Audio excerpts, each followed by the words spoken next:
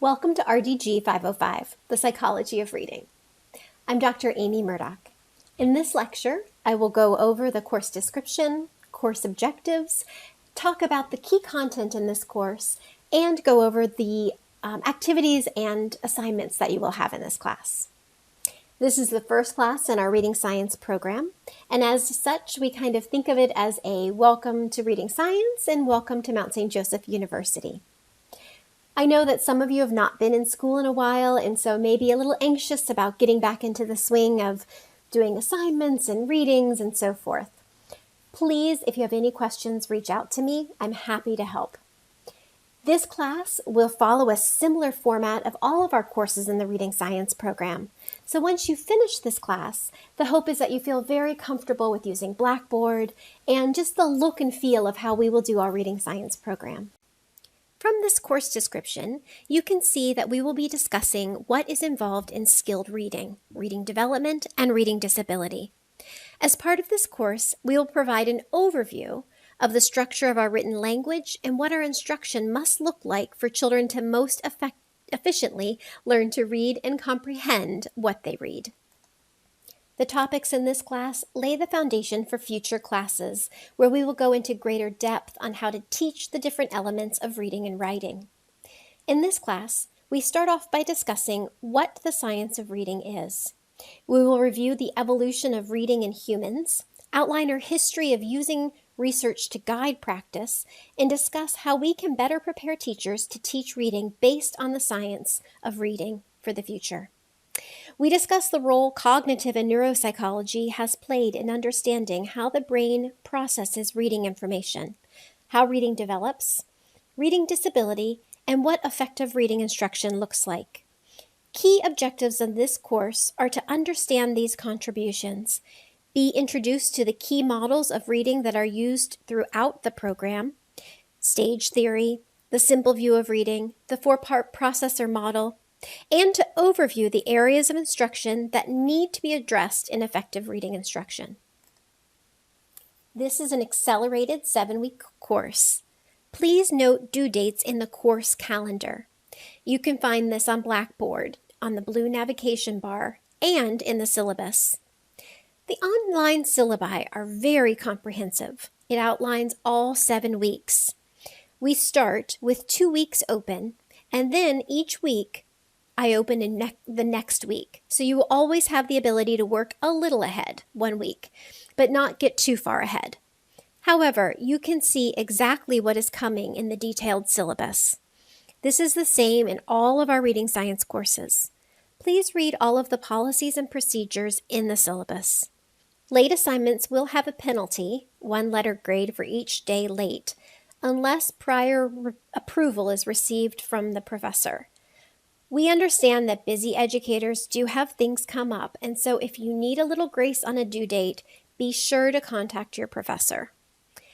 Discussion board due dates are most important as they involve others in the class.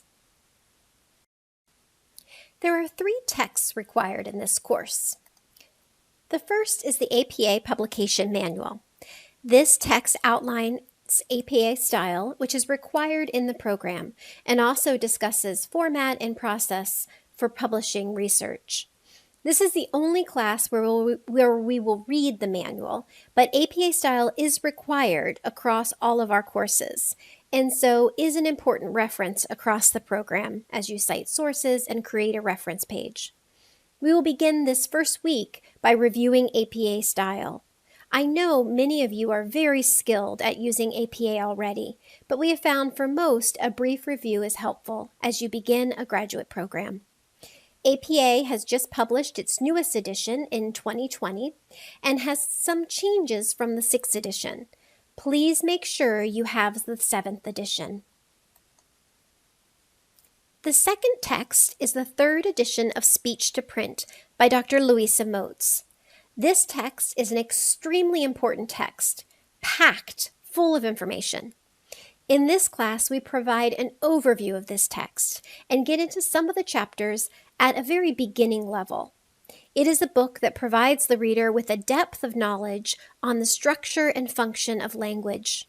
This knowledge is imperative for educators who teach reading. You will use this book in the next 2 classes, RDG 540 and RDG 530, where mastery will be expected at that point. In this class, we provide an overview. The text will also be used in advanced classes later in the program. This is a text to keep. It also has a companion workbook that will be used in later classes. The final book required is unique to this class, Language at the Speed of Sight, How We Read, Why So Many Can't, and What Can Be Done About It, by Dr. Mark Seidenberg.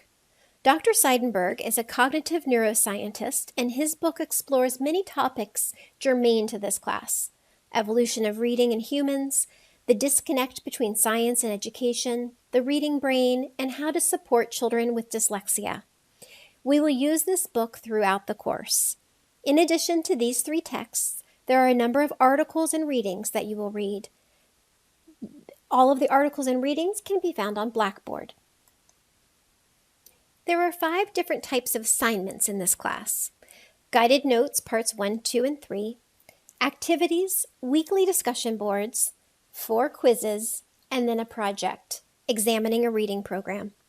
I have created guided notes for the readings that are denser, more packed with information. The intent of this is to help you focus in on the key information and not be bogged down by the details. Some of the more straightforward readings do not have guided notes. It does not mean that these are less important, just easier to get at the main points. The guided notes are meant to be a time saver, and your notes are a graded assignment, but more importantly, they will help you on quizzes and moving forward in the program. Please see the directions for the guided notes. They are truly meant to be your notes. Bullets, outlines, fragment sentences, these are all fine. I look to see that your notes are complete and not missing key chunks of information when grading. Citations are not needed. Again, they're like your notes. These would be turned in for a grade in 2-week intervals, but they are meant to be done as you are reading the content. There will be a submission spot on Blackboard in the week that they are due. There are a handful each week of activities, and they range in point value connected to how in-depth they are. Some are quick, some take more time. They are important to do each week, and they are due by the end of the week, as noted in the syllabus. At the start of the next week, any that are not done will get a 0. They do have small point values, but they do help you with important content and will greatly help you on the quizzes. This will be seen across all courses in the Reading Science program. Also done across all courses in the program are the weekly discussion boards. They work similarly across our courses. The purpose is to engage with your peers in academic discussions about the week's readings and content. These are most often wonderful conversations and a highlight of the course. They must be done in APA style, but a reference page is not needed unless you bring in a source outside of the class, which is not required, but it is allowed.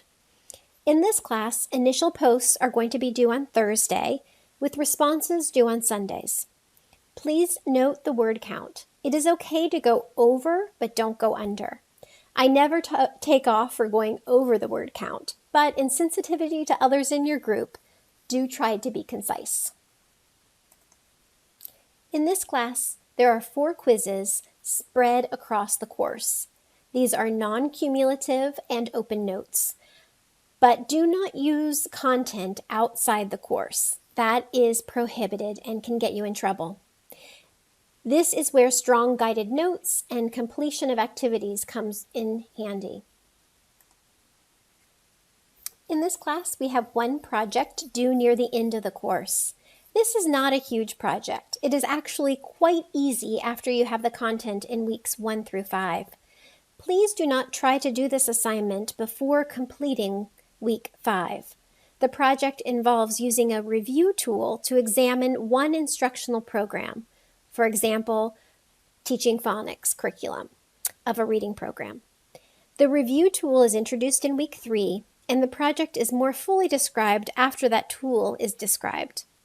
Ideally, I would like you to review a reading program, either a core program or a supplemental program, that you are using in your school. It'll give you some insight into instructional materials in your school. For example, your reading curriculum. Maybe you use Journeys or Meet the Super Kids, etc.